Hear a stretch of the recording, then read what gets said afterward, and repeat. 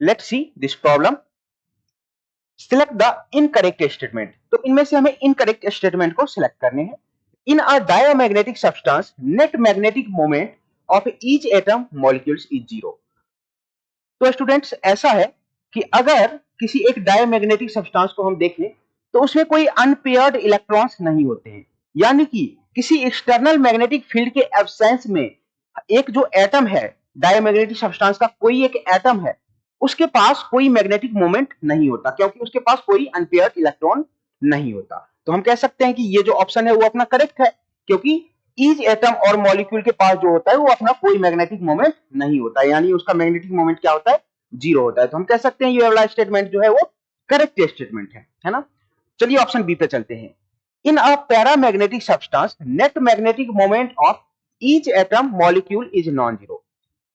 तो अब आते हैं पैरामैग्नेटिक सब्सटेंस पे। Paramagnetic substance are those substance which has a unpaired electron. तो ऐसे सब्सटेंस हैं जिनके पास एक अनपेयर्ड इलेक्ट्रॉन होते हैं। अनपेयर्ड इलेक्ट्रॉन होने की वजह से इनके पास एक अनबैलेंस्ड स्पिन होती है, जिसके वजह से एटम के पास क्या आ जाता है, एक मैग्नेटिक मोमेंट आ जाता है। तो हम कह सकते हैं कि पैरामैग्नेटिक सब्सटेंस के प्रत्येक एटम के पास एक मैग्नेटिक मोमेंट होता है ना, नॉन जीरो मैग्नेटिक मोमेंट होता है। तो हम कह सकते हैं ऑप्शन बी भी क्या है, एक राइट आंसर है।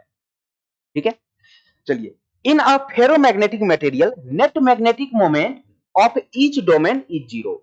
अब फेरोमैग्नेटिक मटेरियल में आप जानते हो डोमेन्स होते हैं, और उन डोमेन्स का एक अपना मैग्नेटिक मोमेंट होता है ना, जो कि जीरो नहीं होता, जो कि नॉन जीरो होता है। यहां पे क्या बोला जा रहा है, in a ferromagnetic material net magnetic moment of each domain is zero, जो कि एक रॉन्ग स्टेटमेंट है। तो हमारा आंसर यही होगा, क्योंकि हमें रॉन्ग स्टेटमेंट ढूंढना है, इनकरेक्ट स्टेटमेंट ढूंढना है।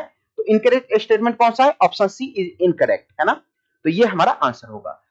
In a ferromagnetic material net magnetic moment of each domain is non zero. तो ये राइट स्टेटमेंट है ना। तो इन चारों में एक ही स्टेटमेंट रॉन्ग है, और वो कौन सा है, ऑप्शन सी में, है ना। तो हमारा आंसर क्या होगा, ऑप्शन सी। बच्चों जो कॉन्सेप्ट हमने यूज किया है वो कौन सा है, तो properties of para, dia and ferromagnetic substance, ferromagnetic substance. ठीक है।